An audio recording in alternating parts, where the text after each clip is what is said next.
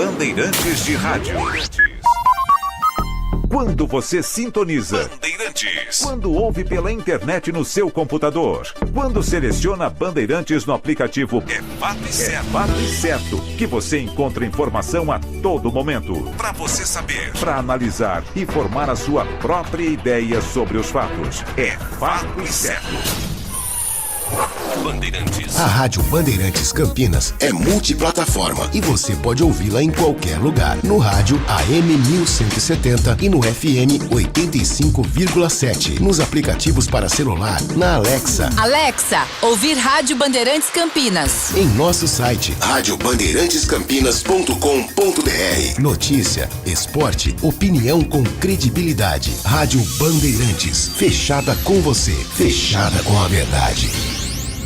Você está ouvindo o Rádio Bandeirantes Campinas, ZYK 569, FM faixa estendida 85,7 e AM 1170. E também Rádio Bandeirantes Ribeirão Preto, ZYK 640, FM faixa estendida 85,3. Rádio Bandeirantes, fechada com você, fechada com a verdade. Rádio Bandeirantes. Fechada com você. Fechada com a verdade.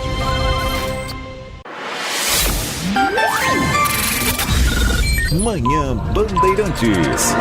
Oferecimento. Recap, Sindicato dos Postos de Combustíveis de Campinas e Região. Acesse recap.org.br. 10h01. Bom dia a você que está na Rádio Bandeirantes Campinas, que até agora ficou com o Jornal Bandeirantes. Gente, de volta segunda-feira aqui na RD e também na tela do Band News TV, sempre às 8 horas da manhã com o timaço de jornalismo do Grupo Bandeirantes de Comunicação. E a partir de agora vai saber o que é destaque também no nosso interior de São Paulo, região metropolitana de Campinas, mas com atenção sempre voltada ao noticiário nacional e internacional nesta sexta-feira, hoje dia 4 de agosto de 2023. Eu sou Heitor Fredo, obrigado pela sua companhia. Nós vamos juntos até às 11h30 da manhã com os trabalhos técnicos na mesa de som do Danilo Capucci, também na central técnica com as imagens que você confere no nosso canal do YouTube. Ao vivo, Rádio Bandeirantes Campinas, rádio com imagem aqui direto do nosso estúdio do Alto do São Gabriel. Você acompanha a Rádio Bandeirantes também em AM 1170, em FM 85.7, faixa estendida. Você que ainda não está com a faixa estendida, olha, vale muito a pena, compensa demais a qualidade do som e você pode ter certeza que sempre com a mesma informação, a credibilidade do Grupo Bandeirantes de Comunicação. Também estamos nas plataformas digitais como o aplicativo Bandplay e o portal bandmulti.com. Comigo, Tiago Prudente, na manhã de hoje. Bom dia para você, Tiago. Bom dia, Heitor, aos ouvintes da Rádio Bandeirantes. Nesta sexta-feira, enfim, sextou, depois do plantão, 12 dias de trabalho seguidos. Finalmente sextou, vamos lá. Um sextou com céu claro em Campinas nesse momento, temperatura na casa dos 21 graus e meio. Mais cedo, Campinas registrou 15 graus, segundo os termômetros do CEPAGRE da Unicamp. E vem aí um final de semana de temperaturas altas e tempo muito seco. Final de semana deverá ter a umidade relativa do ar em torno de 20%. Já estamos no mês de agosto, não há previsão para uma mudança nesse cenário pelos próximos dias. Continuaremos tendo dias com manhãs geladas, hora do almoço, temperatura bem alta. Hoje, por exemplo, a máxima na casa dos 31 graus. Depois ela vai despencando e com um acúmulo de poluentes na atmosfera e sempre a orientação dos especialistas. A gente sempre fala da hidratação, mas nessa época do ano há outros cuidados que temos que ter também com doenças respiratórias, com pele e com os nossos olhos. A reportagem da Roberta Scherer vai contar um pouco mais de como a gente pode ter esse tipo de cuidado, já pensando também nesse final de semana seco que vem por aí, Roberta. A chegada do inverno para o Caio significa dificuldade para respirar. Eu tenho rinite e asma, então Quando começa a esfriar, eu percebo que as crises se tornam cada vez mais frequentes. Nas regiões em que o inverno é sinônimo de tempo seco, o mês de agosto pode ser ainda pior, já que a previsão é de chuva abaixo da média no centro-oeste, sudeste e parte do nordeste do país. De acordo com a Organização Mundial da Saúde, o percentual ideal de umidade do ar é de 60% ou mais. Mas aqui em São Paulo, por exemplo, durante o inverno, esse índice pode cair para abaixo dos 30%. Essa umidade baixa, ela causa ressecamento da mucosa do trato respiratório das pessoas, então ela fica mais sujeita a ter alguma inflamação, a ter pior dos sintomas dessas doenças crônicas nesse período do ano. Já em Salvador, aumentaram as queixas de ardência, vermelhidão e coceira nos olhos, resultado da menor lubrificação natural na região. Usar soro fisiológico nasal, lavagem 3 vezes por dia, ela ajuda bastante também. Quem tem, às vezes, alergia de pele, manter a hidratação da pele. Na época do inverno, você está trabalhando, você acaba esquecendo de ingerir líquido. Isso é fundamental.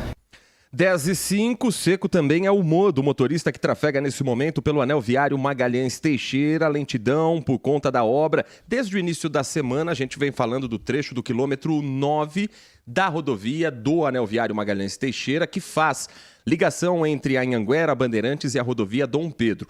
Obra hoje concentrada a partir do trevo de entrada de Valinhos, para quem está chegando à região, para quem está chegando a Campinas, para quem está acessando a Dom Pedro. Pelo menos 2 quilômetros de lentidão, porque a faixa da direita está fechada para a obra de recapeamento. Essa obra vai continuar por mais algumas semanas e a expectativa é que ao longo dos próximos dias o trecho mude, inclusive com a pista contrária, mas hoje ainda concentrado no acesso para a cidade de Valinhos. No sistema Anhanguera Bandeirantes, boas condições ao motorista. Na rodovia Anhanguera, apenas 1 quilômetro de lentidão entre o quilômetro 61 e o quilômetro 60 na pista sentido capital. E na Bandeirantes, apenas o para e anda na chegada à capital paulista, reflexo das marginais. Não há registro de lentidão nesse momento ao longo das pistas do sistema Renovias, Campinas Mogi, SP340, SP215. Então, quem está acessando nesse momento, por exemplo, a cidade de Jaguariúna, a caminho de Mojimirim, Mogi Guaçu, vai fazendo uma boa viagem, assim como quem está chegando dessas cidades para Campinas. O mesmo vale também para a rodovia Santos Dumont. No trecho urbano de Campinas, atenção para quem está na região do bairro Chácara da Barra. Trecho, nesse momento, bloqueado na Avenida José Bonifácio, desde as 8h30 da manhã e vai seguir assim até às 5 horas da tarde. É por conta de uma obra de ligação da rede de esgoto sob a responsabilidade da Sanasa e a via está fechada entre a Rua Cruzalha e a Avenida Doutor Jesuíno Marcondes Machado. O motorista que passa pelo local vai se deparar com equipes da INDEC orientando para quais são as rotas alternativas. Há reflexo também para 3 linhas de ônibus, a linha 249, Jardim Flamboyant Parque dos Eucaliptos, a linha 260, Nova Aparecida Shopping Iguatemi e a 338, Terminal Barão Geraldo Shopping Iguatemi. Os ônibus estão fazendo a rota de desvio, que também é orientada ao motorista. 10 da manhã, 7 minutos. O prefeito Dário Saad ontem se reuniu com o ministro do Supremo Tribunal Federal, Alexandre de Moraes. O motivo?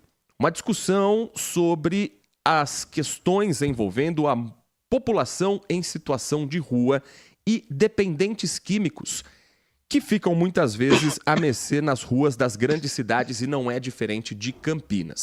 O prefeito participou de uma audiência que foi marcada pela Frente Nacional de Prefeito para tratar da Política Nacional de População em Situação de Rua.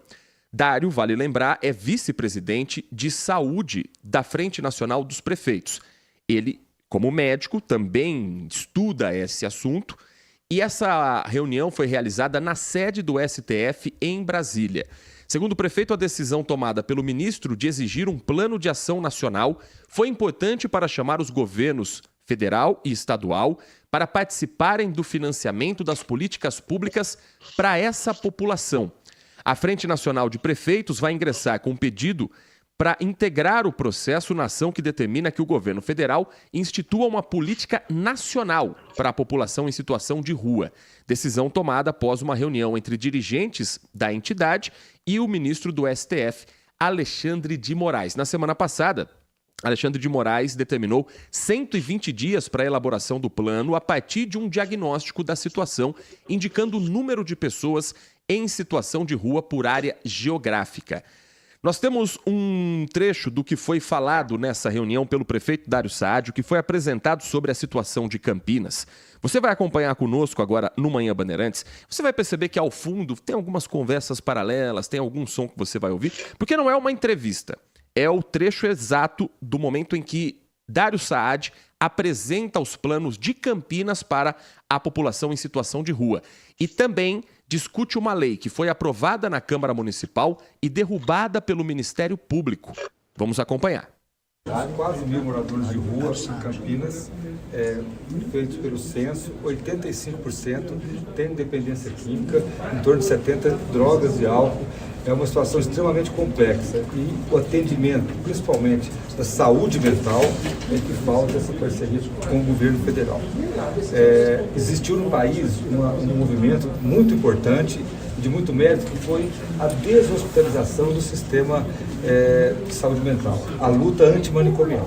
Isso foi um avanço importante, mas hoje, da situação que nós temos de saúde mental, principalmente de dependentes químicos, é preciso discutir a ampliação de vagas para isso. Campinas, nós temos abrigos, nós temos serviços que oferecem a possibilidade de uma profissionalização, de uma qualificação profissional para moradores de rua, como o nosso programa Mão Amiga, mas a maior dificuldade é convencer essas pessoas a saírem da condição de rua. E a barraca, morar na rua, não resolve. Vai deixá-los num ambiente propício à manutenção da condição de dependência química, vai deixar num ambiente propício à ação de traficantes.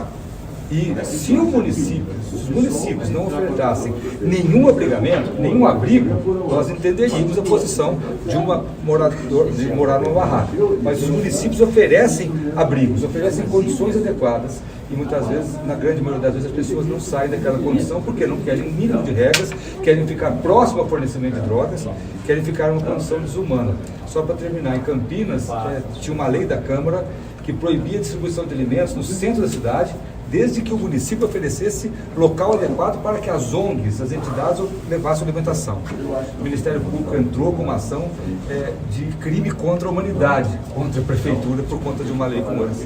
E nós estamos negociando com o Ministério Público lá condições para isso.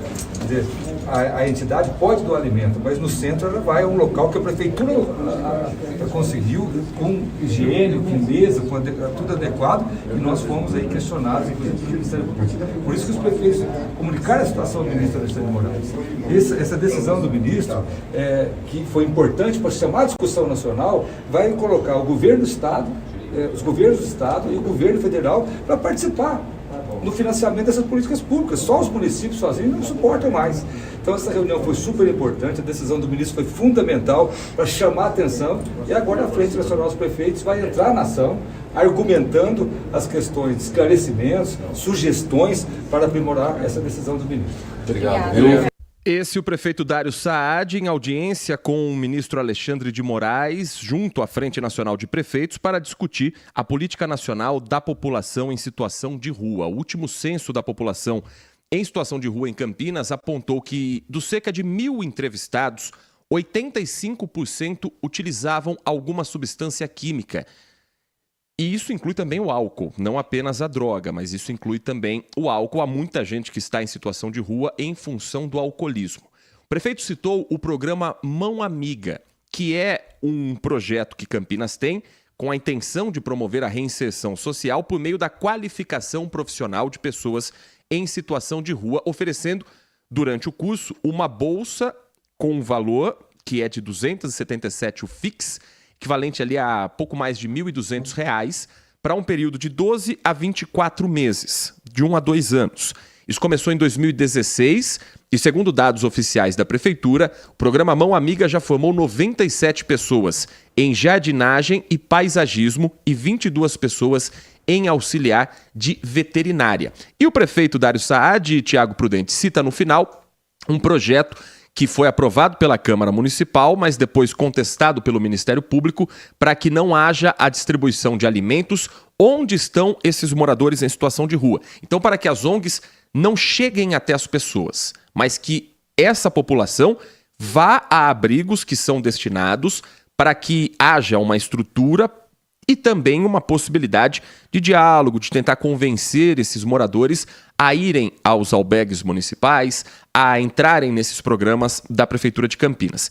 Esse final, para mim, é o que me parece algo mais prático de Campinas nessa reunião, quase como um pedido para o Supremo Tribunal Federal que interceda junto ao Ministério Público para que o que está sendo tratado de um crime contra a humanidade seja visto como um programa de reinserção dessa comunidade, dessa população mais carente e que precisa desse atendimento.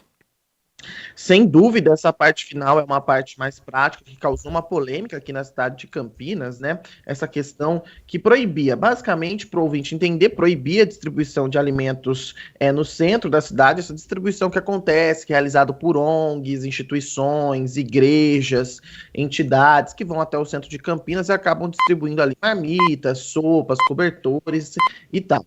A ideia era o seguinte, era proibir essa distribuição ali no centro da cidade, até para evitar todo aquele lixo que fica, e levar para um lugar que estava reservado para isso, que a prefeitura ia montar um lugar e até essas entidades, então, iriam até esse local e ali elas poderiam fazer a distribuição. E as pessoas em situação de rua iriam até esse local e poderiam pegar alimentação e ter um espaço ali para comer, banheiros, uma estrutura. Esse projeto, na época, foi comemorado principalmente por quem vivia ali no centro da cidade, porque geraria ali, sem dúvida, um impacto na região central da cidade. A gente não pode colocar isso de fora, sem dúvida nenhuma, geraria um impacto. E, ao mesmo tempo, eu ouvi pessoas contrárias e favoráveis na época a esse assunto. Quem era favorável dizia que ia criar-se uma estrutura em que as pessoas em situação de rua seriam atendidas e ali o poder público conseguiria estar mais perto ainda dessas pessoas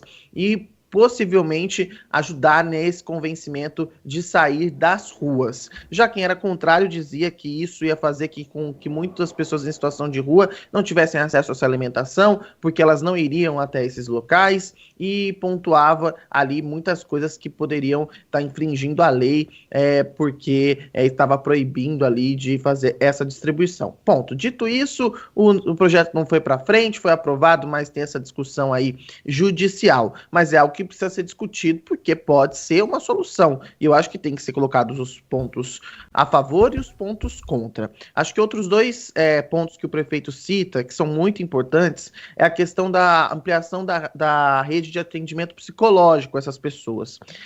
O prefeito é médico, então ele conhece muito bem essa área, ele conhece bem a questão da área da saúde relacionada a essas pessoas. E essa abordagem do atendimento psicológico dessas pessoas que estão em situação de rua é muito importante até para o convencimento para que elas saiam da rua. É o que eu falo, a prefeitura não pode pegar as pessoas à força e levar para o tratamento. Elas precisam ser convencidas. Então, uma rede de assistência psicológica positiva, que tem ali estrutura para atender essas pessoas, vai ser fundamental. E aí eu cito um outro ponto, que é o que demonstra que Campinas tem, pelo menos nesse discurso, e também algumas ações que a gente vê da prefeitura, adotado uma política para lidar com as pessoas em situação de rua, uma política, não uma política de segurança, em que você manda a guarda municipal ou a polícia lá, taca água em todo mundo, como o Dória fazia por aqui, taca água em todo mundo, tira todo mundo das barracas, aí o problema resolve por 6 horas, daqui a pouco todo mundo volta, porque isso sim é crime contra a humanidade. E aí a prefeitura tem adotado uma postura que aqui, quando a gente tem que elogiar, a gente elogia, quando a gente tem que criticar, a gente critica, que é uma postura, que é uma política que tenta retirar essas pessoas das ruas com o objetivo de também melhorar outras questões. Quando o prefeito diz assim, ele fala da degradação do centro. Você conseguindo atender essa pessoa em situação de rua e que ela consiga ser reinserida na sociedade, como o modelo que a gente tem, consiga um trabalho, uma moradia, você vai ajudar na recuperação, principalmente do centro da cidade. Ao mesmo tempo, quando ela entra num tratamento, essas pessoas que têm dependência química, você está combatendo o tráfico de drogas e também a violência. Então, não preciso... É uma ação, olha, é um outro caminho que precisa ser tomado e é um caminho que traz soluções definitivas, que traz resultados realmente. Então é um tipo de política importante, não é uma política pública que dá resultado do dia para a noite, as pessoas precisam entender isso, não é uma política de longo prazo, que demora, mas para isso precisa de investimento, precisa sim do governo estadual, precisa sim do governo federal e precisa sim de uma política nacional para lidar com as pessoas em situação de rua, que é o que o ministro propôs. Então, eu acho que esse é um ponto central, mas a gente não pode esperar que no mês que vem não vai ter mais pessoas em situação de rua no centro de Campinas ou das grandes cidades brasileiras. É um processo demorado, é uma política pública de longo prazo, não é nem de médio prazo, é uma política pública de longo prazo, mas os efeitos dessas políticas públicas afetam diversas áreas, tanto o combate ao tráfico de drogas, a violência e também a recuperação dos centros das cidades brasileiras, para a gente ter uma ideia. Então é o que eu falo, quando a gente precisa repensar a política de segurança pública, esse é um dos pontos. Não que as pessoas em situação de rua sejam um perigo para a segurança pública, não é isso, mas elas são também uma ferramenta utilizada, muitas delas estão ali em vulnerabilidade. Todas elas estão ali em vulnerabilidade e elas fazem parte dessa equação. Então, a gente precisa cuidar dessas pessoas. E eu acho que esse é um caminho, Heitor. Mas é preciso paciência, é preciso a população entender que não é um problema que surgiu agora e não é um problema que eu dou um estalar de dedos e eu vou resolver. Então, é preciso... Eu fico, assim, contente que há esse empenho das cidades em fazer essas políticas públicas. Agora, que saia do discurso e entre realmente na prática. Eu acho que essa sim é uma política efetiva de combate à violência e, sem dúvida, de recuperação dos nossos centros. Saad, além de Dário Saad, participaram da reunião da Frente Nacional de Prefeitos no Supremo Tribunal Federal com o ministro Alexandre de Moraes, prefeito do Rio de Janeiro Eduardo Paes, prefeito de São Paulo Ricardo Nunes, de outras capitais importantes como João Pessoa, o prefeito Cícero Lucena, de Porto Alegre Sebastião Melo, de Boa Vista em Roraima Arthur Henrique e também de outras cidades do interior de São Paulo. Jacareí, Isaías Santana e o prefeito de Araraquara, Edinho Silva, estavam presentes numa reunião que acontece num momento em que Alexandre de Moraes está sendo também motivo de discussão, de crítica, através do seu voto em função de um assunto que se não é exatamente ligado, não tem como desvincular, que é o porte de drogas no país e a situação das grandes cidades com moradores em situação de rua que vivem também em busca desse entorpecente, isso acaba sendo também levado em pauta, sendo levado em discussão. E a discussão não foi só na Frente Nacional dos Prefeitos. Os senadores levantaram a voz na sessão parlamentar de ontem em Brasília. O presidente do Senado, Rodrigo Pacheco, já havia definido como um equívoco grave a possibilidade de descriminalização do porte de drogas para consumo pessoal por uma decisão do Supremo Tribunal Federal que ainda não foi concluída. A votação está acontecendo, 4-0 por enquanto, mas ainda não foram todos os ministros que votaram. E ontem foi um dia de muito debate, muita discussão na Casa de Leis. Quem nos conta como foram esses discursos, direto de Brasília, é a nossa repórter Lana Canepa. Pois mais de 20 senadores falaram em sequência sobre esse julgamento no STF que pode liberar o consumo de maconha sem punição penal para os usuários. Foram várias reclamações sobre o que seria essa invasão de competência dos ministros do Supremo Tribunal Federal no trabalho do Congresso, que é o responsável por mudar as leis. Em resumo, os senadores disseram que a atuação do STF seria um exagero, um abuso, que colocaria uma espada na cabeça dos senadores, desmoralizando o Congresso. O deputado Mendonça Filho apresentou uma proposta para fazer um referendo e deixar que a população decida sobre esse assunto, a descriminalização do porte de maconha para uso próprio. Gosto da ideia, Tiago Prudente, de um referendo, de fazer uma consulta popular nos moldes de como foi, por exemplo, a consulta sobre a proibição da venda de armas no Brasil, para que o povo dê o seu parecer, para que a população em geral dê a sua votação. Mas antes de eventualmente irmos às urnas para essa decisão, é preciso ter debate, é preciso ter apresentação de argumentos contrários e favoráveis e isso ter acesso à população em geral. Eu acho que esse é um ponto importante, mas eu sou contrário a se a votação do referendo for referente ao que está no STF. Porque o assunto que está no STF é muito específico. As pessoas estão confundindo. Não está dizendo que, olha, a descriminalização da maconha quer dizer que eu posso pegar 3 quilos de maconha, deixar aqui em casa e usar do jeito que eu quiser. Não é isso. Não é isso que está sendo julgado. As pessoas precisam entender isso. Se for um referendo para discutir a descriminalização da maconha ou não, aí é uma outra história. Transformar esse mercado legal, como é o cigarro, como é o tabaco, aí eu apoio um referendo, porque aí é uma coisa que tem sentido. O que está sendo julgado no Supremo Tribunal Federal é outra coisa. Tem a ver com porte, tem a ver com Código Penal, tem a ver com como é que é feita essa questão da qualificação do tipo de crime que a pessoa cometeu quando é pego com maconha. É uma discussão mais legal. Então, nesse ponto, se for exatamente o que está sendo discutido no Tribunal, no Superior Tribunal não, Supremo Tribunal Federal. Bom, no STF, se for essa discussão que está tendo no STF, eu sou contrário a um referendo, porque eu acho que é uma discussão técnica e muito restrita. Se for uma discussão mais ampla sobre a legalização da maconha e a liberação dela em todo o território nacional, sim ou não, aí eu sou favorável a um referendo, desde que haja o debate. Se bem que a gente vai ter que também enfrentar mais uma onda de fake news sobre o tema, porque é um tema bem espinhoso. Então, a gente tem esse ponto. Mas, antes de um referendo, o que me chama a atenção é que o Senado está esperneando aí, os deputados estão esperneando, mas isso não é um tema novo do Congresso Nacional.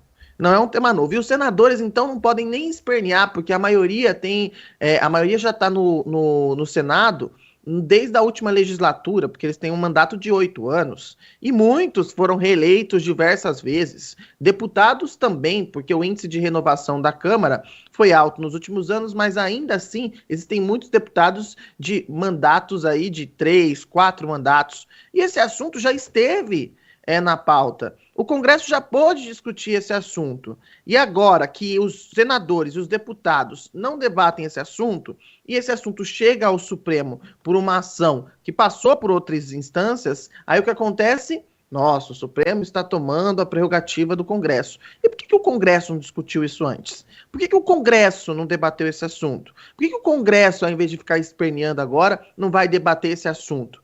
Não, é mais fácil propor, não que eu seja contrário, mas propor um referendo, porque aí o desgaste é menor. A população que vai decidir, não os representantes eleitos por essa população vão debater o assunto com especialistas para verificar o que é melhor.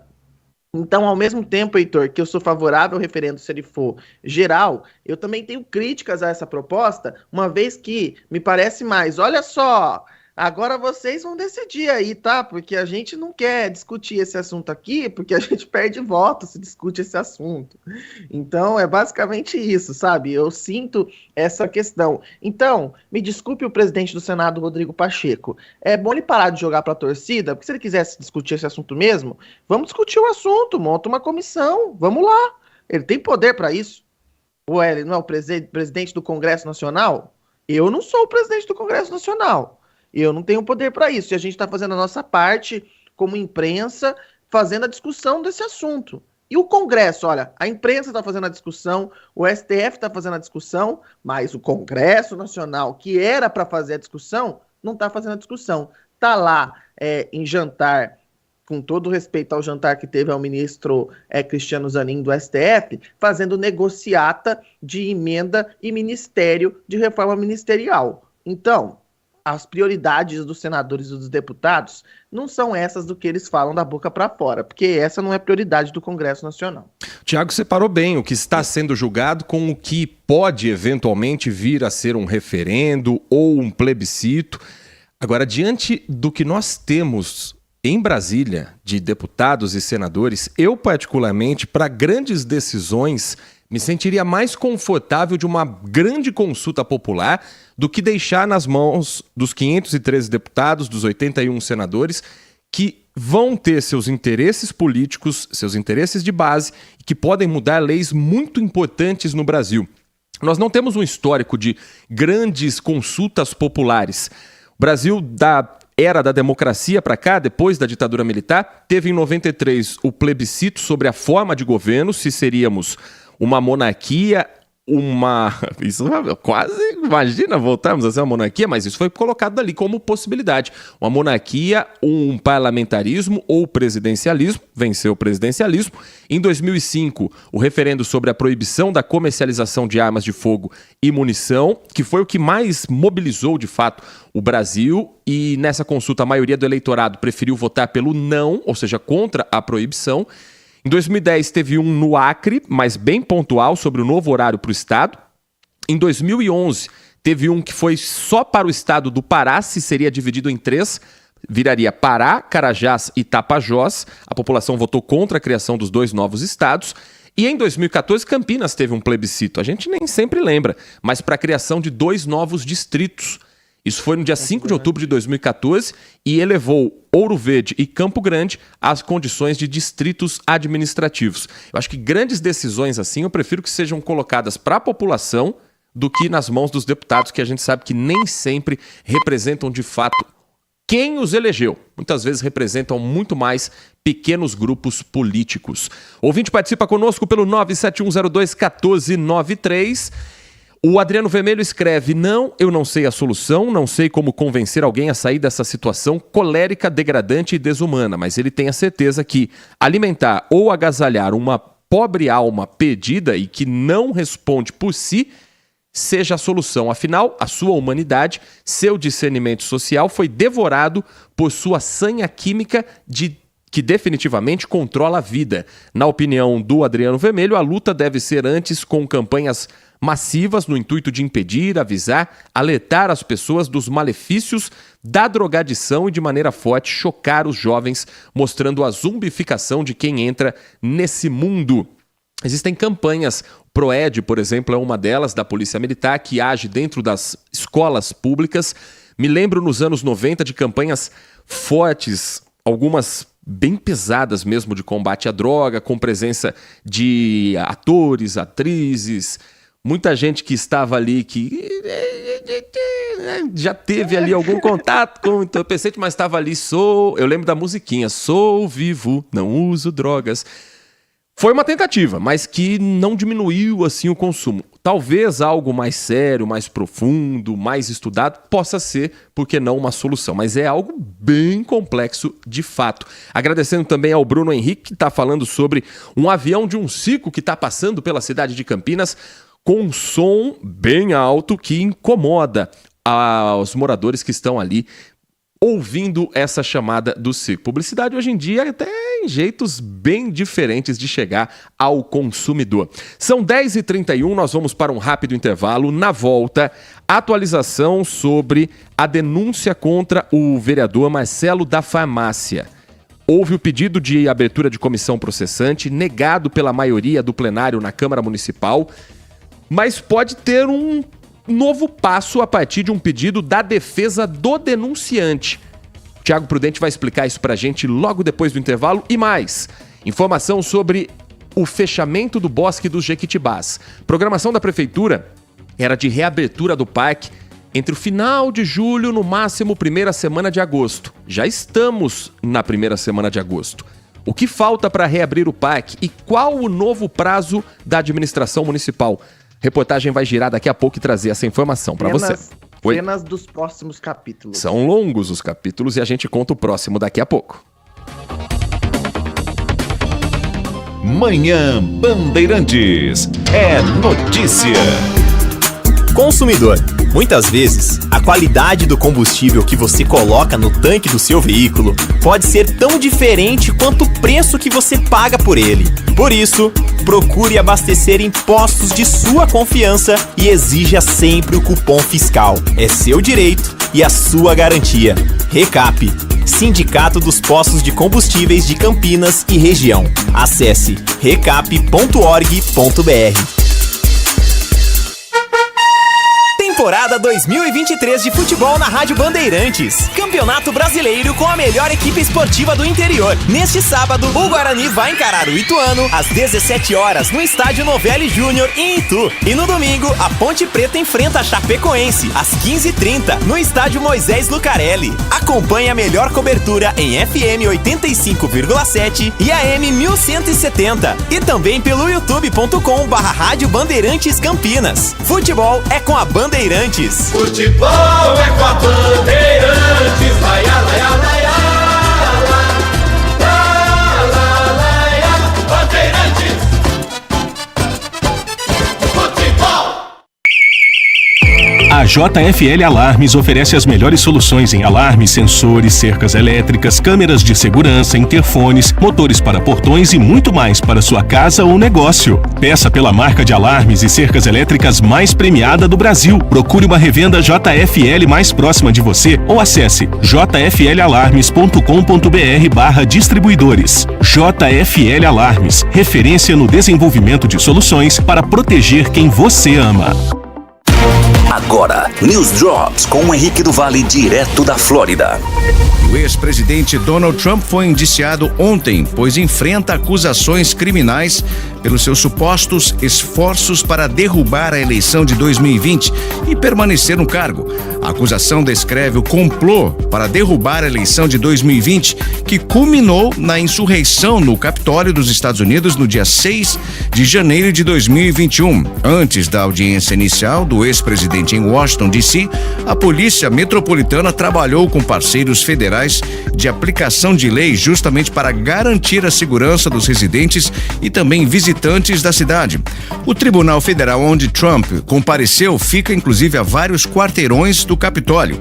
Se Trump, no caso, vencer as eleições e for condenado, muito provavelmente ele não vai seguir preso não, porque como presidente ele pode perdoar os seus próprios crimes. E dados recentes do CDC, que é o Centro de Controle de Doenças, sugerem que uma onda de Covid no verão pode estar em andamento, embora não seja tão significativa quanto nos verões anteriores. O número de infecções por Covid está aumentando, juntamente com a positividade do teste, visitas de emergência e também internações hospitalares. Cerca de 8.000 pessoas aqui nos Estados Unidos foram hospitalizadas na semana passada, devido ao Covid, um aumento de 12% em relação à semana anterior, mostram os dados do CDC. As autoridades federais de saúde anunciaram que um novo reforço do Covid deve ser lançado no final de setembro ou início de outubro, que terá como alvo as cepas XBB, agora dominantes do vírus. E com a chegada de uma nova vacina, os especialistas dizem que é improvável que a gente veja um retorno ao uso de máscaras para todos. Além disso, o cartão de vacina Covid-19 antes crítico tornou-se menos relevante, mas os funcionários do CDC ainda recomendam salvá-lo como parte do seu registro médico. Você ouviu News Drops aqui na Rádio Bandeirantes. Rádio Bandeirantes. Fechada com você. Fechada com a verdade. Este é o Manhã Bandeirantes. 10 horas da manhã, 37 minutos. Aeroporto Internacional de Viracopos, nesse momento, nas partidas de Campinas para os diferentes destinos no Brasil e do mundo, tem 24 voos atrasados na manhã desta sexta-feira e 5 voos cancelados. Na chegada a Viracopos, 3 voos atrasados e 7 cancelados até o momento, 10h37. Mais cedo, teve prisão por tráfico de drogas no aeroporto de Campinas. A Polícia Federal deteve em flagrante no início da madrugada desta sexta-feira um passageiro que saiu de Manaus, capital do estado do Amazonas, para desembarcar em Viracopos com 3 quilos de skunk, considerada uma maconha potencializada pelo seu poder alucinógeno mais forte, pela concentração maior de THC. Conhecido como super maconha no mundo do crime. A droga foi localizada durante fiscalização de rotina de passageiros e bagagens pela Polícia Federal e pela Receita Federal no aeroporto de Viracopos. Estava escondida em cintas enroladas ao corpo do passageiro. Para quem já assistiu aquele filme Expresso da Meia-Noite, é mais ou menos aquela cena em que a chamada mula do tráfico guarda as drogas junto ao corpo, grudada com fitas presas ali na região do abdômen, Porque aí, se a mala for despachada, passar por raio-x, passar por cães farejadores, a droga está com ele e ele, teoricamente, passa despercebido. Não foi o que aconteceu. Esse homem de 24 anos responde pelo crime de tráfico de drogas, que tem como pena prevista 15 anos de prisão. A investigação agora segue para saber qual o destino da droga. Seria Campinas ou Campinas seria uma ponta para chegar a outro destino? O ouvinte Celso Santos, morador do Jardim Carlos Lourenço, nos escreve pelo 971021493 e diz, com todo respeito ao Tiago Prudente, o fato do Congresso Nacional não votar uma pauta não dá ao Supremo Tribunal Federal o direito de legislar pelo Congresso. Os ministros do STF não foram eleitos. Eles não têm mandado para legislar. Por pior que sejam os deputados e senadores, foram eles os eleitos. Achei assustador ver os ministros do STF cogitando qual seria a quantidade de droga para caracterizar consumo próprio, 25 gramas a 60 gramas. Ele questiona, o que é isso? Na opinião do Celso Santos, um total absurdo. O que o STF está votando é de abrangência geral. Opinião do nosso ouvinte, você também pode participar conosco pelo 97102-1493. São 10h39. O Bosque dos Jequitibás, um dos principais e mais históricos parques de Campinas, tinha como prazo para a reabertura o final do mês de julho, começo do mês de agosto. O que não vai acontecer entre hoje, amanhã e nos próximos dias. A Prefeitura anunciou que vai adiar a reabertura por conta da remoção de árvores após um conflito entre dois laudos. Um feito pela administração municipal, pelo Poder Executivo, e um outro laudo que foi apresentado pela Câmara Municipal, que dizia que o número de árvores a serem extraídas seria menor, inferior. O repórter Everton Ramos atualiza a gente dessa situação para saber, afinal de contas, qual o número de árvores ainda a ser extraídas, quantas já foram retiradas e quando é que a população vai poder voltar a um parque tão importante para a cidade, Everton. De fato, essa semana, como estava previsto inicialmente, não teremos esse portão aqui atrás de mim, o portão do Bosque do Jequitibás aberto. Vamos lá, a gente lembra, né, Heitor, esse fato, essa divergência de um laudo para o outro, isso porque o laudo da prefeitura apontava que aqui no bosque haviam 108 árvores condenadas. Só que o laudo da Câmara Municipal apontava um número bem diferente, 75 árvores. Como houve um atraso na liberação do aval que era necessário do CONDEFAT, que é o conselho ligado ao Estado de São Paulo, e esse aval era necessário justamente porque a gente está falando de um patrimônio histórico, de um patrimônio tombado, então esse aval ele só chegou no dia 19. E no dia 20, a Prefeitura de Campinas fez o quê? Aceitou que 75 árvores estavam tanto no laudo do município, da prefeitura, quanto no laudo da Câmara. Então essas 75 árvores passaram a ser extraídas naquele dia 20 de julho, 2 semanas atrás. Esse era o prazo, inclusive, para a extração dessas 75 árvores que já foram removidas e para a reabertura do parque. Só que durante essa extração, o que eles fizeram? O que a equipe aqui do Bosque, a equipe da Prefeitura de Campinas fez? Reavaliou essas 33 árvores que só constavam no laudo da Prefeitura Municipal de Campinas. E o resultado é o seguinte, anunciado pela Prefeitura nesta quinta-feira, é que das 33 árvores que estavam no laudo da Prefeitura, apenas 23 delas devem ser removidas. Por isso o atraso, por isso o bosque não deve ser reaberto, então, nesta semana. Então, na melhor das hipóteses, sábado, dia 12 de agosto, o Bosque do Jequitibás, fechado há cerca de 7 meses quase, deve ser reaberto. Esse é o prazo novo. Então, das 33 árvores que foram reavaliadas, também faltaram 10. Aí essas outras 10, segundo a Prefeitura, vão seguir aí em uma reavaliação, vão seguir também em observação, mais 23 vão ser extraídas agora na próxima semana para que de fato então aqui o Bosque do Jequitibás seja reaberto. Ele está fechado desde 24 de janeiro. A gente lembra que esse trabalho demorou bastante justamente porque o Bosque do Jequitibás é um patrimônio histórico e tombado, era necessário aquele aval do CONDEFAT, né, o conselho ligado ao Estado de São Paulo, e que veio só apenas no dia 19 de julho.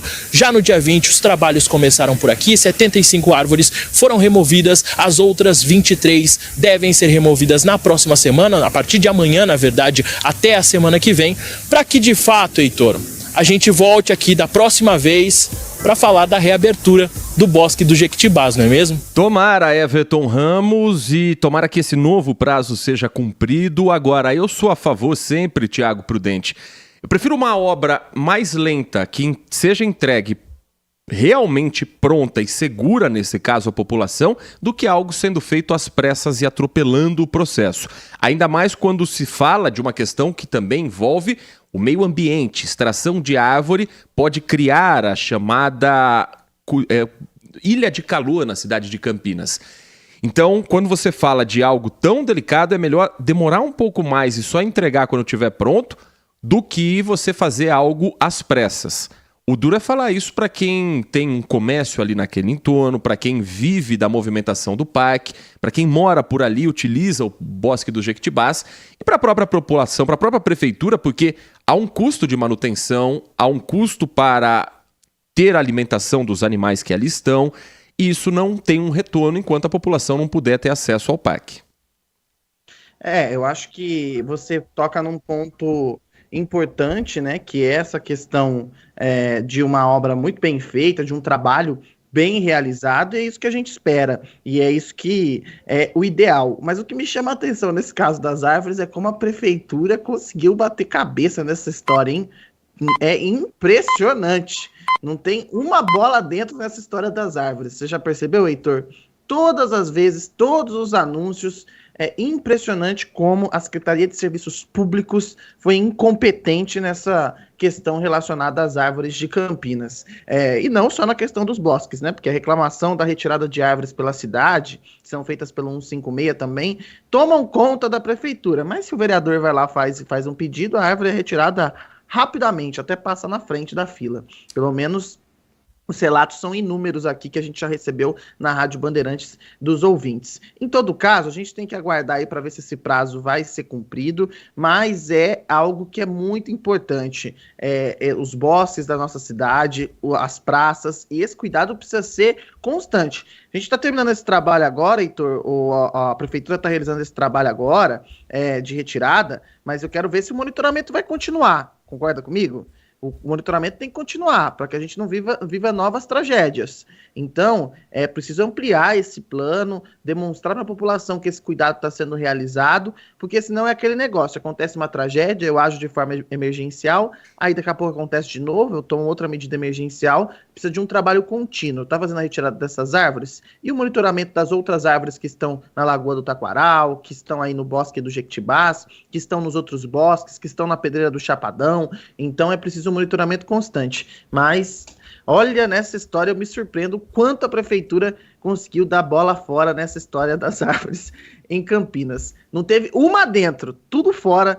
Se fosse um jogo de futebol, sem dúvida nenhuma estava 7-1 pro adversário da prefeitura, que não é ninguém, né? Porque não tem ninguém contra a prefeitura, é a prefeitura que está perdendo para ela mesma. E trabalho que tem que ser feito nesse período de estiagem, porque quando vier a fase de chuva, quando vier primeiro a primavera, depois o verão, Campinas pode ser castigada de novo por temporais, como foi do final do ano passado para esse ano, e isso já tem que estar concluído, esse estudo tem que estar 100% pronto, é isso que a gente espera também por aqui. Agora, voltando a falar sobre a votação de um pedido de abertura de comissão processante na Câmara Municipal de Campinas, o Tiago Prudente traz uma nova informação no blog do Prudente que você confere no portal bandmulti.com. O advogado Cláudio Nava, autor do pedido de comissão processante contra o vereador Marcelo da Farmácia por um suposto esquema de rachadinha, vai pedir o cancelamento da votação que arquivou a denúncia. Qual é o argumento do advogado que representa um ex-assessor direto do vereador na Câmara Municipal, um ex-chefe de gabinete, para que o caso volte a ser colocado em plenário, em votação, depois de um placar tão elástico como foi, de 29 votos contra 2? Tiago? Olha, Heitor, ele está se pegando numa questão aí de que o Marcelo da Farmácia, que é o alvo da denúncia, teria votado contra o seu pedido de CPI. Realmente ele votou. Se você olhar o telão e lá e os vereadores que votaram contra a abertura da CP, está lá o nome de Marcelo da Farmácia. É o argumento do advogado. Só aproveitar esse gancho para fazer a correção do placar, não que diminua a goleada, mas foi de 27-2. Foram 30 vereadores que votaram, o presidente da Câmara regimentalmente não vota, então foram 27 votos a favor, 2 votos contrário, um voto que não teve, que é do presidente da Câmara, e 30 vereadores dos 33 estavam presentes na sessão que arquivou esse pedido de abertura de comissão processante. Tiago Prudente já está de volta? Eu apertei, abri o microfone e fechei, né? A esperteza aqui. Desculpa os ouvintes aí. Vamos lá, então, gente. Vou deixar a mão bem longe aqui no lugar que fecha o microfone. Bom, é o seguinte. Eu falei com o advogado Cláudio Nava ontem. Ele disse que ia fazer esse protocolo, ia protocolar na Câmara um pedido para que essa votação fosse anulada, que tivesse a nulidade dessa votação, porque ele entende o seguinte, que como o vereador Marcelo da Farmácia, que era o alvo da denúncia, tinha votado contra o próprio pedido de CP, essa votação teria que ser anulada. Mas, em todo caso, isso é muito difícil de acontecer. Por quê?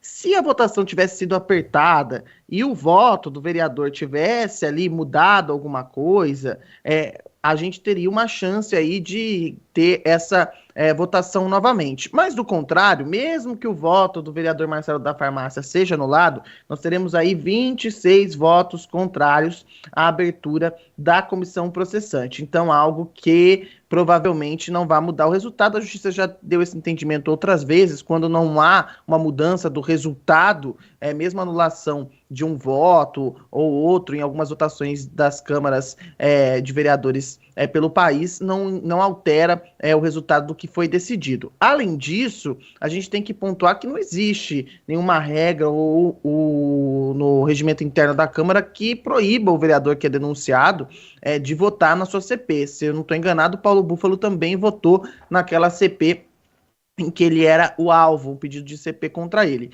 O que é diferente quando é votado um relatório de CPI que há um pedido ali contra um vereador. Por exemplo, o Zé Carlos não votou naquela ocasião, mas é uma situação diferente. Então, acho muito difícil que essa decisão seja revista, a não ser que o advogado tente aí na justiça também, mas pelo que ele me disse, a princípio é um protocolo na Câmara de Vereadores de Campinas. Além disso, Heitor, o Marcelo da Farmácia se manifestou. Ele publicou uma nota e ele traz o seguinte nessa nota, eu vou ler aqui, que o vereador então traz a seguinte posição. Ele diz assim, olha, essa nota foi publicada ontem. Recebi com serenidade a representação apresentada perante a Câmara Municipal.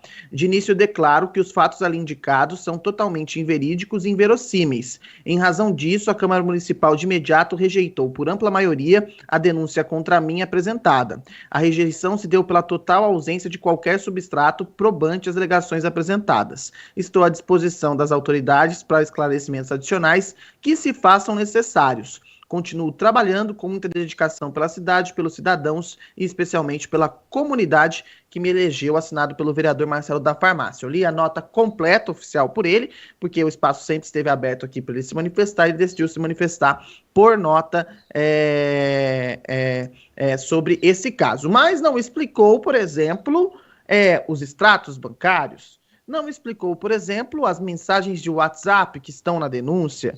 Muito bom, o vereador está aberto a explicar para as autoridades. E o que tudo indica, isso vai acontecer, porque tem uma notícia crime na justiça e não acredito que o Ministério Público vá se furtar em investigar o vereador. Então a gente precisa ficar atento disso. Só para concluir, Heitor, aproveitei ontem para dar uma atualizada nos casos dos vereadores que são investigados por rachadinha. Além do vereador Marcelo da Farmácia, que tem essa acusação de rachadinha aí do ex-assessor, nós temos 4 vereadores que estão na mira do MP.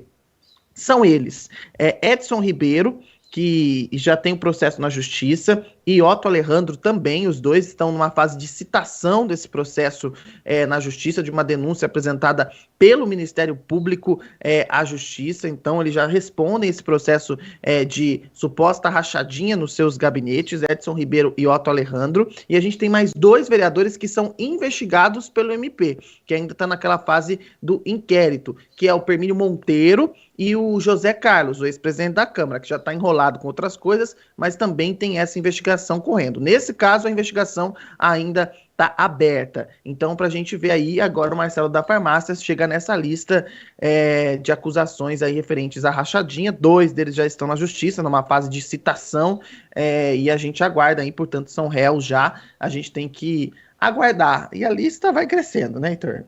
Infelizmente, mas tem que ter investigação também, inclusive nesse caso do vereador Marcelo da Farmácia, que, como o Thiago bem disse, segue com espaço aberto aqui no microfone da Rádio Bandeirantes. Nós estamos desde o início da primeira vez que o Thiago falou sobre o tema, tentando fazer essa entrevista para que ele esclareça para a população, principalmente para os seus próprios eleitores, o que tem de denúncia, o que tem de base e o que simplesmente não deve ser levado adiante. Mas, Heitor, por enquanto, ainda estamos apenas com a nota oficial, Thiago. Não, só queria aqui fazer uma ponderação, porque eu não vou ensinar as pessoas aqui a fazerem rachadinha não, tá? Pelo amor de Deus. Olha o tutorial, hein? Eu tava conversando com algumas fontes, e aí vem a seguinte questão. No caso do vereador Marcelo da Farmácia, para quem viu a denúncia, lá tem extratos bancários, assim. E a gente fica muito assustado com essa questão, porque, assim, geralmente casos de rachadinha, o que acontece? O assessor ou funcionário do vereador recebe o dinheiro, recebe lá 10 mil, certo? Ele recebe 10 mil de salário líquido por mês, cai na conta dele 10 mil. Aí o vereador fala assim, olha, eu quero 3 mil de volta, que é o valor que o assessor acusa lá o vereador Marcelo da Farmácia de tirar do salário dele. Ao invés de fazer pagamento de contas, que tem lastro bancário, que você consegue identificar, o que acontece? Esses 3 mil são sacados em dinheiro vivo. Em dinheiro vivo e são entregues para quem está ali gerenciando a rachadinha. Por que é sacado em dinheiro vivo? Porque o dinheiro vivo não tem lastro. Então eu posso falar que eu peguei o dinheiro vivo e distribuí para pessoas na rua. Quem vai dizer o contrário? O dinheiro é meu, eu faço o que eu quiser. E é basicamente assim que a rachadinha funciona. Mas nesse caso do vereador Marcelo da Farmácia, o dinheiro tem lastro, porque o depósito sai da conta do assessor e vai para a conta de pessoas que estão ligadas ao imóvel que ele comprou. Então, assim, é um negócio surreal. Para não dizer, eu vou usar uma palavra aqui que não é adequada, tá, gente? Eu não estou ensinando ninguém a fazer rachadinha, mas eu estou falando que é a prática comum e até como o Ministério Público detecta, por isso que o COAF faz a detecção quando há saques em dinheiro que chamam a atenção. Então, há um lastro. Então, você consegue fazer a detecção. Olha, todo mês sai esse dinheiro e ia para fulano. Fulano está ligado com o vereador que comprou o imóvel lá. Por que você pagava esse dinheiro para essas pessoas se você não tinha nenhuma ligação com ela? Então, materialidade não falta nesse caso. Então, assim...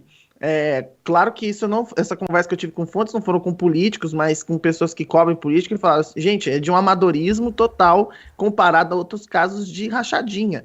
Então, a palavra amadorismo não é a melhor, não é a mais adequada, mas para os ouvintes terem ideia da denúncia que o Marcelo da Farmácia enfrenta. E o ouvinte da Rádio Bandeirantes traz também a sua opinião sobre esse assunto aqui pelo 97102-1493. Bom dia a todos. É uma vergonha, né? Os nossos vereadores, uns passando pano pro outro, né? Isso aí deve ser uma brincadeira, né? A gente sabe que isso aí ocorre, toda a população sabe. Eu só não entendo como que o Ministério Público não consegue provar. Esse é o problema, né? Mas... infelizmente, aí cada comissão processante que cair na Câmara de Campinas a respeito desse assunto não vai passar, a gente já sabe, até porque eles são mancomunados entre si. Um ótimo dia, um ótimo final de semana a todos. Mensagem do Adilson Souza, que nos ouve na Rádio Bandeirantes nesta manhã de sexta-feira. Tem mensagem também sobre os outros assuntos que giramos agora há pouco aqui na nossa programação. Bom dia a todos da Band, aqui é o Juarez de Paula, Thiago, Heitor, todo o pessoal da técnica. Voltando a falar sobre a droga, a liberação, entre aspas, que começou a votação, eu não me lembro de ter saído de casa para votar no STF. Então o Congresso, por mais ruim que seja, nós votamos nele. Então o STF não tem que votar nada, definir nada sobre quantidade de droga, nada sobre isso. Agora, imagina 60 gramas de maconha por dia para cada cidadão. Você pega aquele chamado aviãozinho, se ele fizer 20 entregas por dia de 60 gramas, quer queira, quer não, ele levou 1,2 kg de droga, viu? Para ajudar aí um traficante que vai ajudar o cara a vender 1.000 quilos. É coisa para se pensar, viu, gente? Um abraço a todos aí, fica com Deus. A conta tá bem feita mesmo e vem a calhar nesse momento essa discussão, sim. Eu concordo nesse ponto com o Juarez, porque o crime organizado vai se reorganizar se houver qualquer tipo de mudança nesse aspecto. Mas a lei do porte, ela também é uma lei muito frouxa. Então esse é um assunto extremamente complexo, é um assunto extremamente difícil. E eu gostaria que tivesse realmente mais discussão nesse momento sobre isso e com a participação da população, como a gente está recebendo também as mensagens sempre importantes de terem a opinião, os ouvintes da Rádio Bandeirantes aqui também representadas. Nós vamos para um rápido intervalo e já que estamos falando de segurança pública, o governador Tarcísio de Freitas esteve no interior de São Paulo ontem e falou sobre a operação policial no litoral sul de São Paulo. A gente vai atualizar os últimos números, saber como está nesta sexta-feira a operação. E também falando das coisas do Estado, trouxemos ontem uma reportagem de que escolas estaduais no ano que vem vão trocar o livro físico impresso por livros digitais. O Ministério Público olhou para isso e não viu com bons olhos. Esses e outros assuntos daqui a pouco aqui no Manhã Bandeirantes.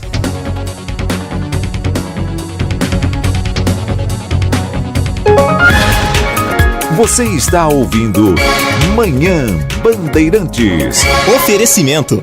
Recap, Sindicato dos Postos de Combustíveis de Campinas e Região. Acesse recap.org.br. Consumidor.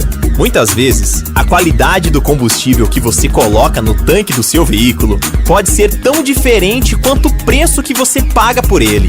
Por isso, procure abastecer em postos de sua confiança e exija sempre o cupom fiscal. É seu direito e a sua garantia. Recap, Sindicato dos Postos de Combustíveis de Campinas e Região. Acesse recap.org.br. Você tem Alexa? A Rádio Bandeirantes Campinas também está por lá. Para ouvir, é só dizer: Alexa, ouvir Rádio Bandeirantes Campinas. Rádio Bandeirantes, fechada com você, fechada com a verdade.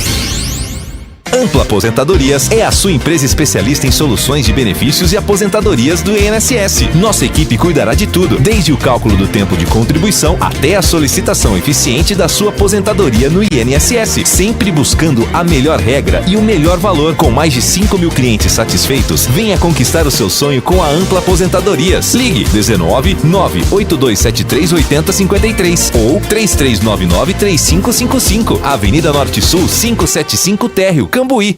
Agora, notícias da hora com as notícias locais, nacionais e internacionais, direto da redação da Rádio Bandeirantes. A Comissão Parlamentar Mista de Inquérito do dia 8 de janeiro aprovou a convocação de Walter Delgatti, conhecido como hacker da Vaza Jato, que foi preso pela Polícia Federal por suposta invasão a sistema de órgãos públicos, como o Conselho Nacional de Justiça.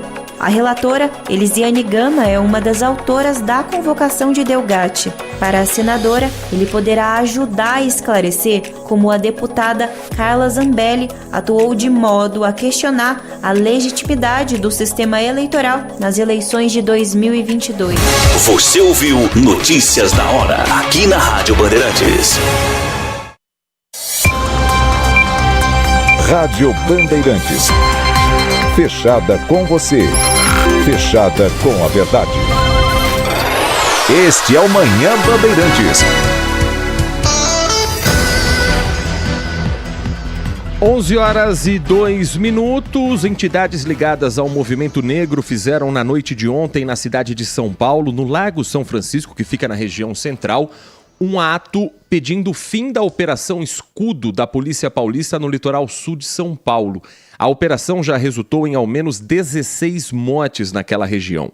A manifestação contou também com a participação de parlamentares e foi escolhido esse cenário, Largo São Francisco, porque ali fica o prédio da Secretaria de Segurança Pública do Estado de São Paulo. Entre as pessoas do meio político que estavam no meio, Elaine Mineiro, conhecida como Elaine do Quilombo Periférico, que é vereadora da cidade de São Paulo pelo PSOL, disse que é preciso acabar imediatamente com a Operação Escudo, que é uma operação de vingança contra as comunidades daquele território. Nas palavras da parlamentar, os moradores estão absolutamente assustados, aterrorizados. O último balanço do governo do estado aponta que 84 pessoas foram presas em 6 dias na Operação Escudo entre 28 de julho e 2 de agosto. Desse total, 54 foram presos em flagrante e 30 foragidos da justiça foram capturados. Além disso, 4 adolescentes foram apreendidos. Os números também incluem aqui 2.155 automóveis que foram vistoriados, número de motocicletas que também foram recolhidas, e o governador do estado de São Paulo, Tarcísio de Freitas, esteve ontem na região de Sorocaba, fazendo entregas em Itu, em São Roque e na cidade de Boituva. E claro, foi questionado sobre a operação que ele segue defendendo como necessária nesse momento, numa resposta à morte de um soldado da rota lá na cidade do Guarujá. A maior facção criminosa do planeta está aqui e a gente tem que combater. Porque do contrário, ela cresce, ela cresce, ela cresce, e isso vai corroer o nosso tecido social. É um risco que tem que ser percebido. A situação está absolutamente sob controle. Nós tivemos um dia relativamente tranquilo no dia de ontem. No início da madrugada, um ataque a uma viatura em Caraguatatuba, nenhuma outra ocorrência. Nesse ataque houve confronto, ninguém ficou ferido, os bandidos que atacaram se evadiram. No dia de ontem, nenhuma ocorrência a mais. Eu acho que a coisa caminha para uma normalidade. Continuamos com a operação, continuamos fazendo policiamento ostensivo, continuamos fazendo operações contra o narcotráfico. Nesse período, nós já tivemos mais de 50 criminosos presos, nós já tivemos aí mais de 0,5 tonelada de drogas apreendidas. Vamos lembrar que do início do ano até aqui já são mais de 130 toneladas de drogas apreendidas. A gente está apreendendo uma quantidade de droga muito grande. E quando a gente percebe ou traduz isso em termos financeiros, a gente vai ver o prejuízo que isso representa para o crime organizado. Muitos fuzis, muitas armas longas apreendidas que estavam em posses desses criminosos, né? Criminosos da mais alta periculosidade. Nós tivemos lideranças do crime organizado que acabaram falecendo em confronto, e nós tivemos lideranças do crime organizado presas. Na madrugada de ontem, por exemplo, nós prendemos um criminoso, né, que há 15 anos era procurado e tinha aí uma importância grande nessa condução e na coordenação dos trabalhos do crime na Baixada Santista. Então acho que a gente está tendo aí um sucesso, um êxito nesse enfrentamento ao crime organizado. A situação está absolutamente sob controle. A ideia é garantir essa tranquilidade para a população, né, e as forças de segurança, elas vão confrontar o crime, elas vão estar prontas para trazer a paz, trazer a segurança, trazer a prosperidade para o Estado. Não existe progresso sem ordem, e a gente precisa restabelecer a ordem, e é o que nós vamos fazer. O Tarcísio de Freitas, o governador Tarcísio de Freitas, ontem na cidade de Itu, foi onde ele deu essa declaração na visita que fez à região. Primeiro que me espanta um pouco o conceito de um dia tranquilo do governador Tarcísio de Freitas. Foi um dia relativamente tranquilo, uma viatura foi atacada, teve troca de tiros, ali um confronto armado. Não é um dia tranquilo, é um dia tenso mais uma vez. Agora, dentro da apuração de possíveis abusos da Polícia Militar após o início dessa operação, o deputado estadual Rafa Zimbaldi, do Cidadania de São Paulo, que é da cidade de Campinas, que tem a base eleitoral em Campinas, ele quer debater com o secretário de Estado de Segurança Pública, Guilherme Derrite, a possibilidade de retirada das câmeras corporais dos policiais militares em serviço. Um requerimento solicitando que Derrite se apresente à Comissão Permanente de Segurança da Assembleia Legislativa, da qual Zimbaldi é membro, foi protocolado na Assembleia Legislativa ontem, durante o expediente. Então, a intenção do deputado estadual Rafa Zimbaldi é retirar as câmeras que podem dar transparência e que, para quem defende a retirada, pode dar também um momento de titubear por parte do policial que está numa situação de conflito. Eu volto a defender que, nesse momento, esse pedido me parece inoportuno, porque passa a sensação de que as autoridades querem fazer vistas grossas para eventuais abusos. Lá na frente discutir isso, ok, mas no meio de uma operação recheada de denúncias, me parece no mínimo inoportuno, Thiago. Exatamente. Vamos começar pelo fim, pelo deputado Rafa Zimbaldi. Ele está fazendo política, né? Política porque ele está de olho na eleição do ano que vem. Vamos ser claro aqui. E o objetivo é exatamente isso que ele está fazendo. Por que que ele vai tocar no assunto das câmeras corporais exatamente agora? Qual que é o objetivo dele? Eu digo qual que é o objetivo dele aqui. Pode não estar claro, mas o objetivo dele é exatamente atender o público bolsonarista. E ele está de olho na eleição municipal do ano que vem, porque Campinas deu maciçamente seus votos a Jair Bolsonaro. E de olho nesses votos para tentar buscar votos do prefeito Dário Saad, que tem se posicionado também nesse campo. É basicamente isso que Rafa Zimbaldi está fazendo. Dizer que, olha, vamos discutir esse assunto porque é importante agora? Não, gente. É uma questão política, ele está de olho em atingir esse eleitorado que vê as câmeras corporais como algo ruim. Detalhe, as câmeras corporais, pesquisas apontam que maciçamente a população apoia o uso das câmeras com os policiais. É uma pequena parcela que não apoia. Foram realizadas várias pesquisas, inclusive pelo próprio governo. Então isso tem que ficar muito claro. Não foi uma ou duas pesquisas, foram várias que foram realizadas que demonstram que há uma aprovação da população das câmeras pelos policiais. E os índices de letalidade, tanto de mortes de policiais quanto de mortes em confrontos com a polícia, diminuíram. Então as câmeras trazem uma segurança. Quanto a Rafa Zimbaldi, eu não tenho dúvida. Ele está de olho na eleição do ano que vem e nessa base bolsonarista. Quanto ao governador Tarcísio de Freitas, Heitor, concordo com ele plenamente. É preciso combater, sim, essa facção criminosa.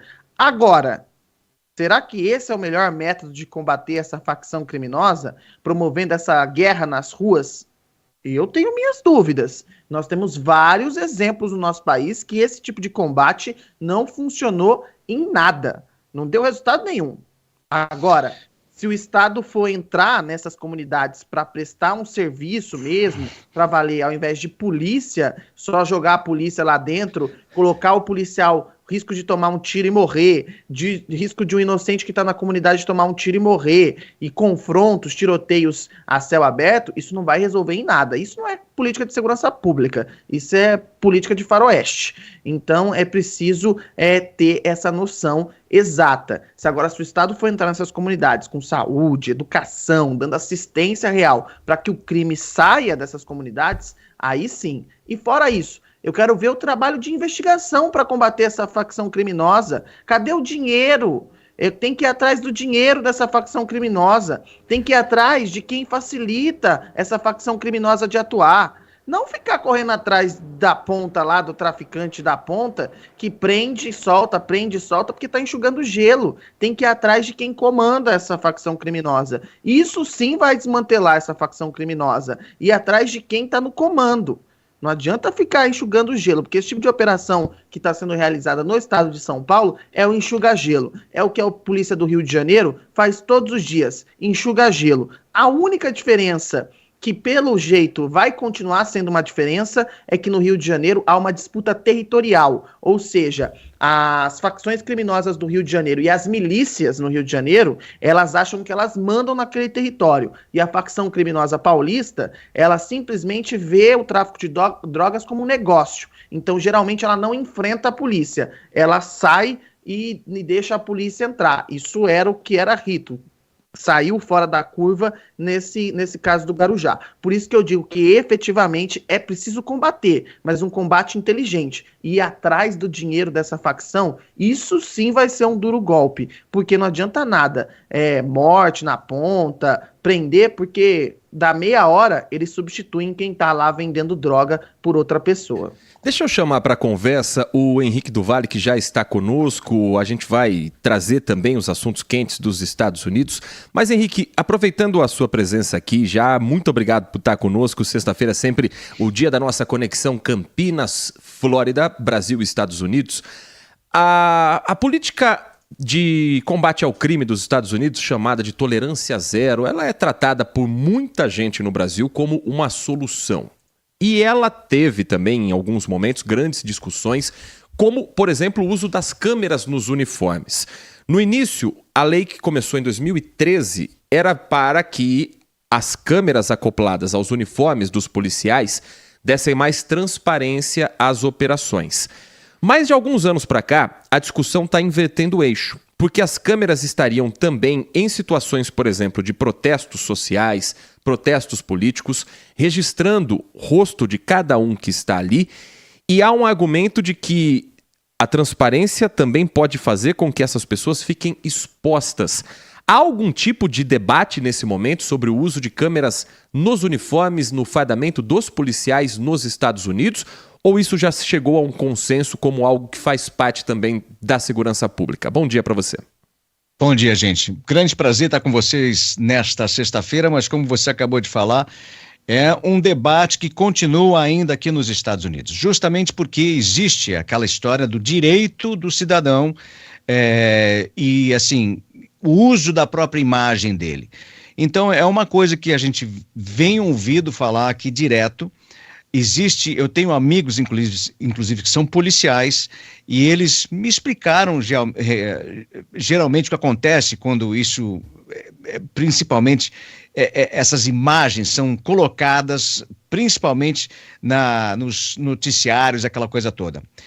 É uma coisa que os policiais estão procurando fazer o seu trabalho, eles precisam ter essa garantia das câmeras para mostrar como que foi feito todo o trabalho, mas muitas vezes acaba revelando, de um lado, a força excessiva do policial e, do outro lado, a questão de como que o problema policial foi abordado.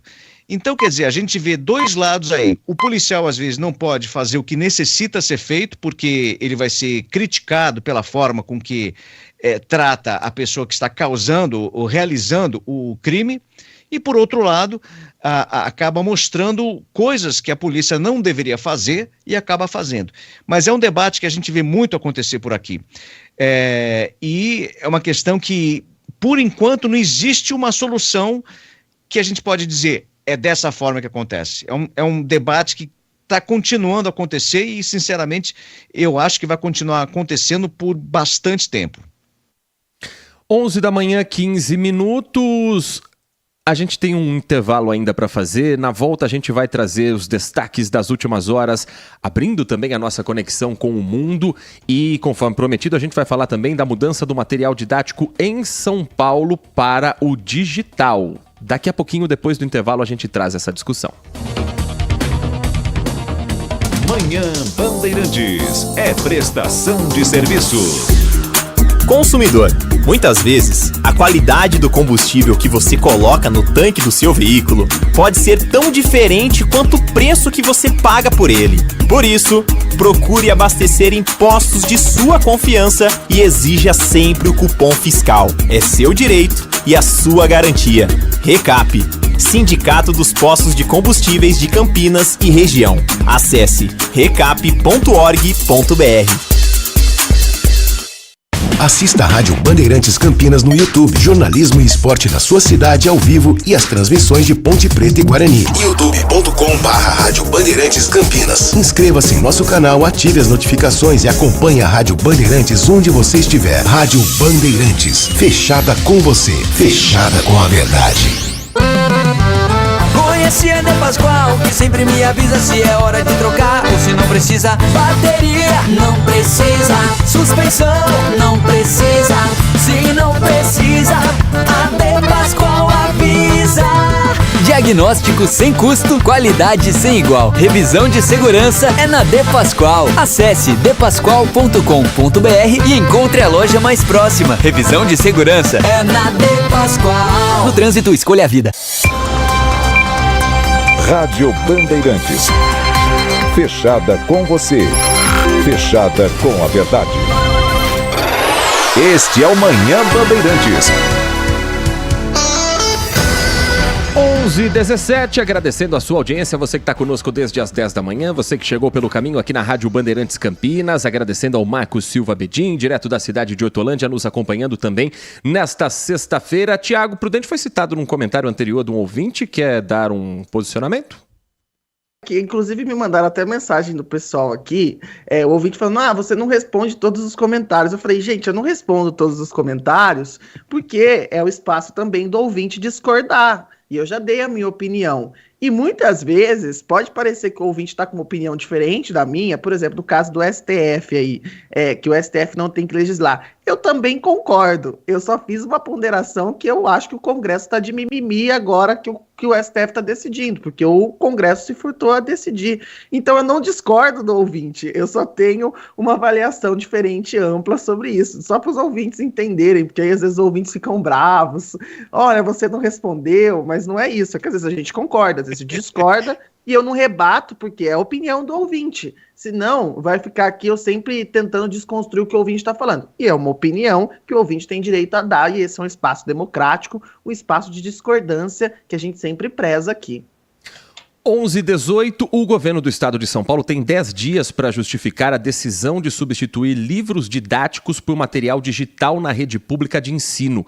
O pedido do Ministério Público vai estender e tem a intenção de saber o motivo dessa decisão do governo do estado de São Paulo abrir mão de uma verba federal de 120 milhões de reais ao não aderir ao Programa Nacional do Livro Didático. O Ministério Público do Estado abriu um inquérito para apurar a motivação pedagógica da decisão, custos de produção do material, além da falta de debate da gestão paulista com representantes de educação.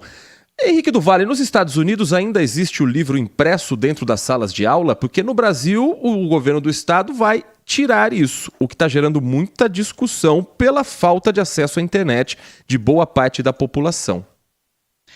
Pois é, aqui ainda existem escolas que fazem questão, olha só, de usar os livros, porque o que a gente vê hoje é uma criança, 5 anos de idade, já com o tablet na mão, tipo assim, trabalhando e brincando e tudo mais. Então, aquela experiência que o estudante tem, a criança tem de pegar um livro e manusear o livro, é uma coisa que aos poucos a gente está vendo que está terminando, está acabando. Mas muitas escolas ainda mantêm esse tipo de ensino. E várias escolas acham importante manter esse tipo de ensino, né? Apesar da gente observar que, com certeza, às vezes é mais barato você não gastar o dinheiro para a criação dos livros, aquela coisa toda. Mas é uma coisa que os professores acham extremamente importantes da criança não ficar logo de cara, logo no início, já com um aparelho eletrônico na mão. É importante a criança ser criança, a criança aprender ali com os livros na mão, porque vai chegar a hora que ela vai ser obrigada a ter que manusear, no caso, os eletrônicos, no caso. Então, a gente vê por aqui, assim, os dois lados da moeda também. Eu lembro, inclusive, quando minhas filhas eram menores, surgiu essa questão, porque a escola, inclusive, deu de presente, não é que dava de presente, a escola comprou vários laptops e na escola, dentro da classe de aula, os alunos eram obrigados a aprender a mexer no laptop também.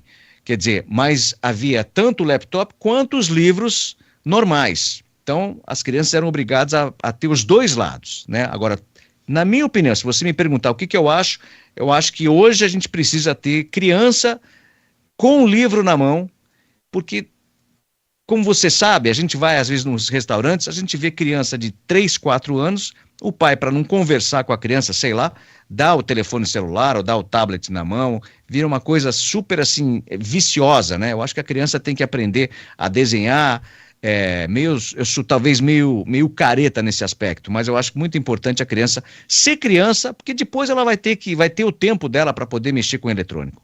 E o governo do estado também não está, Tiago Prudente, ignorando o fato de que muita gente que está em escola pública não tem acesso fácil à internet E mais, a internet do nosso país, às vezes a gente não consegue mandar uma mensagem de WhatsApp. Para travar numa sala de aula não custa muito.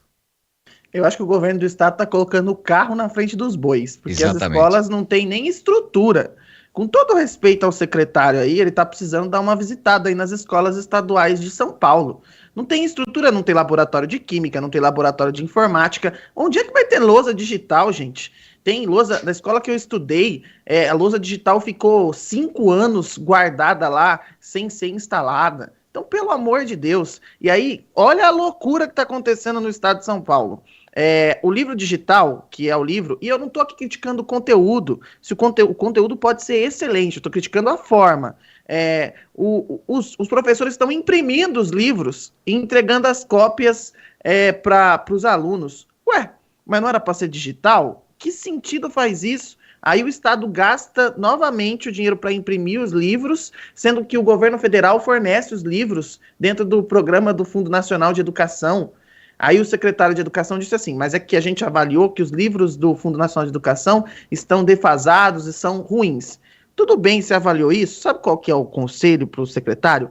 Pegue os livros que vêm do governo federal, coloque nas escolas e use o material digital para complementar esse ensino. É simples.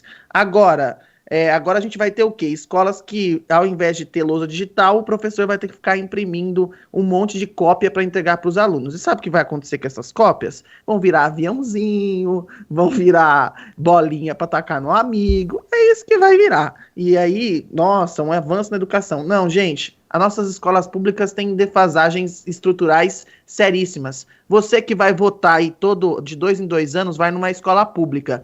Dá uma olhadinha na estrutura, que ainda é maquiada para eleição. Dá uma olhadinha na estrutura do banheiro, dá uma olhadinha na sala de aula. Você vai ver que tem muita coisa para fazer antes da gente migrar para esse mundo digital. Quando a gente tiver um ambiente escolar saudável mesmo, com estrutura adequada, talvez a gente possa começar a pensar nisso.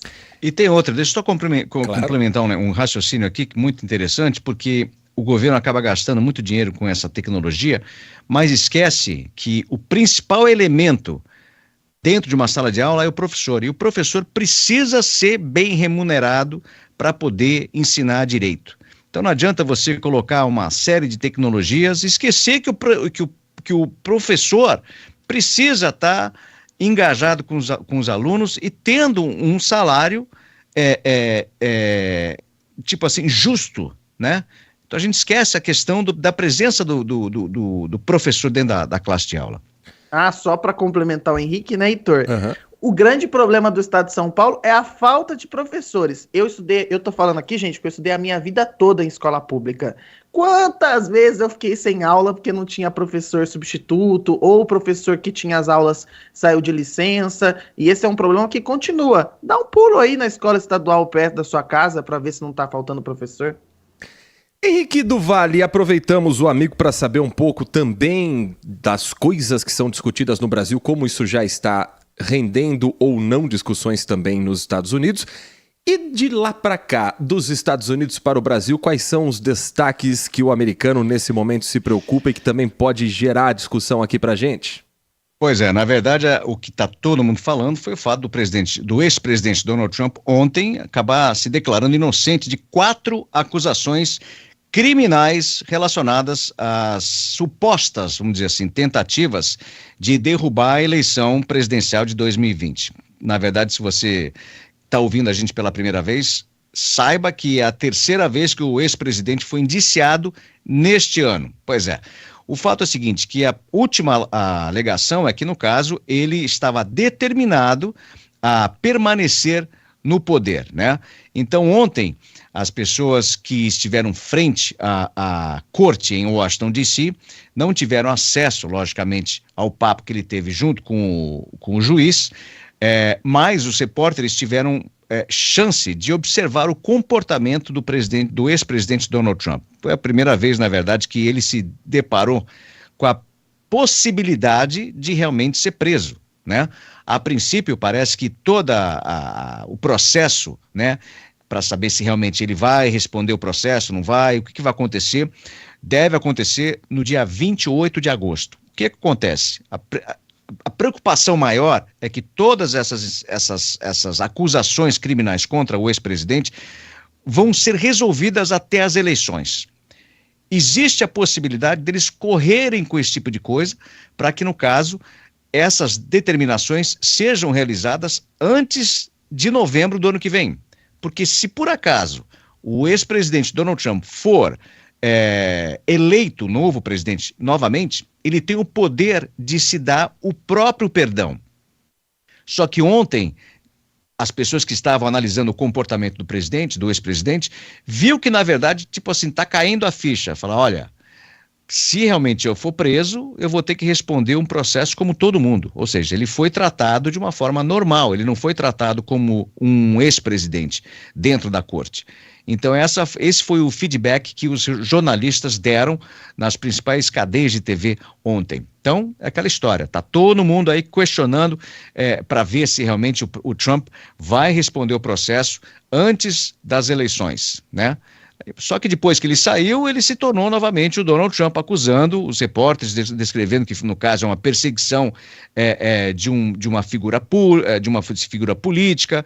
Enfim, é aquela história que a gente está observando desde 2020 e é o Donald Trump de sempre, né?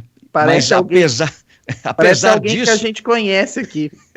Então, apesar disso, eu vou te falar, ele continua tendo uma aceitação, principalmente do próprio Partido Republicano. Ele continua sendo a pessoa favorita a ser indicada ao candidato republicano. E assim, o segundo lugar vem com o governador da Flórida, o Ron DeSantis, mas bem distante ainda do Trump. Ou seja, tem muita coisa que vai acontecer até as eleições e vamos ver realmente se alguma coisa consegue ser determinada até o dia 28 de agosto. Deixa só pra gente encerrar essa edição, Henrique, é sempre um prazer ter você com a gente aqui, também para tomar porrada de ouvinte junto com a gente. O Luiz, final do telefone 2934, ele escreve: deixem de ser retrógrados, nossas crianças têm que viver o futuro desde já. Bom dia, abraço. Luiz escreve sobre a mudança do livro impresso para o livro digital e tem mensagem de áudio também de ouvinte participando conosco. Bom dia, pessoal da Band, Heitor, Henrique, Thiago. Sobre a questão dos livros didáticos de São Paulo, seria muito interessante a proposta se não viesse de quem vem. O secretário de Educação do Estado de São Paulo, ele é sócio de uma empresa de tecnologia que fornece tablets.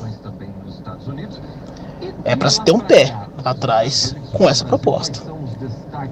Esse ouvinte, o Biratã, se referindo a Renato Feder, que até 2019 foi CEO da Multilaser. Quando ele assumiu o cargo de secretário estadual do Paraná, ele deixou a função de CEO, mas ainda é sócio dessa empresa. Henrique e Thiago, muito bom ouvi-los. Um grande abraço, bom final de semana aos amigos.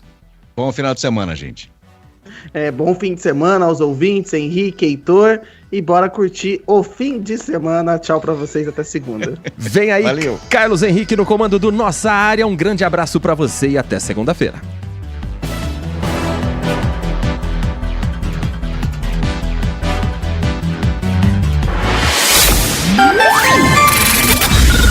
Manhã Bandeirantes. Oferecimento. Recap, Sindicato dos Postos de Combustíveis de Campinas e região. Acesse recap.org.br. Siga a Rádio Bandeirantes Campinas também no Facebook.